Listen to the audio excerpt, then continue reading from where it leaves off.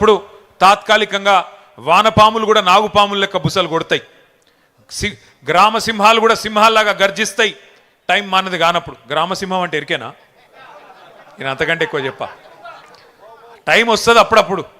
బో బో అనేటోడు కూడా సింహం లెక్క గాండ్రించే సందర్భాలు చూస్తాం కొన్ని. అప్పుడప్పుడు ఊర బంధువులు కూడా పెద్ద పెద్ద పులుల లెక్క గర్జించే సందర్భాలు కూడా చూస్తాం. ఇవాళ అట్లాంటి సందర్భాలు కొన్ని చూస్తున్నాం. ఊరు పేరు లేనోడు, అడ్రస్ లేనోడు, జీవితంలో జై తెలంగాణ అనకుండా ఇవాళ గద్దెనెక్కి కూర్చున్నోడు ఇవాళ పెద్ద పెద్ద మాటలు మాట్లాడుతున్నాడు. ఏం పర్వాలేదు. ప్రజలను మోసం చేసి 420 హామీలు ఇచ్చి 6 గ్యారంటీలని నమ్మబలికి అడ్డదారిలో ఓట్లు వేయించుకున్న అడ్డగాడిదలు కూడా ఇవాళ పెద్ద పెద్ద మాటలు మాట్లాడుతున్నారు. భయపడేది లేదు, ఎవ్వన అయ్యకు భయపడేది లేదు. ఖచ్చితంగా కొట్లాడదాం. కేసీఆర్ గారి దీక్ష స్ఫూర్తిగా బరాబర్ కొట్లాడదాం. కానీ గుర్తు చేసుకుందాం, తెలంగాణ కోసం ఒక కేసీఆర్ గారే కాదు, మొదటి నుంచి 1948 నుంచి 52 నుంచి త్యాగాలు చేసిన వాళ్ళందరినీ కూడా ఒక్కసారి తిరిగి మననం చేసుకుందాం. ఆనాడు ఎట్లుండే, స్వాతంత్రం వచ్చినాక పరిస్థితి ఒక్కసారి గుర్తు చేసుకోండి. 1952లోనే విశాలాంధ్ర వద్దు, నాన్ ముల్కీ గో బ్యాక్ అంటూ ఆనాడు ఒక రక్తసిక్త తిరుగుబాటుకు నాయకత్వం వహించిన వారు తెలంగాణ విద్యార్థులు.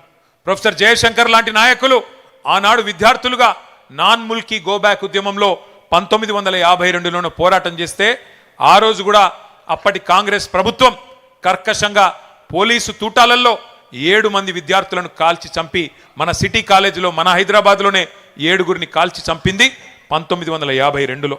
అట్లాగే ఆ యువ కిషోరాలను కాల్చి చంపడమే కాకుండా 1952లోనే కిరాతకాన్ని ప్రదర్శించడమే కాకుండా 1956లో ఇష్టం లేని బలవంత పెళ్లి, తెలంగాణకు ఆంధ్రను బలవంతంగా కలిపిందే దుర్మార్గమైన కాంగ్రెస్ పార్టీ.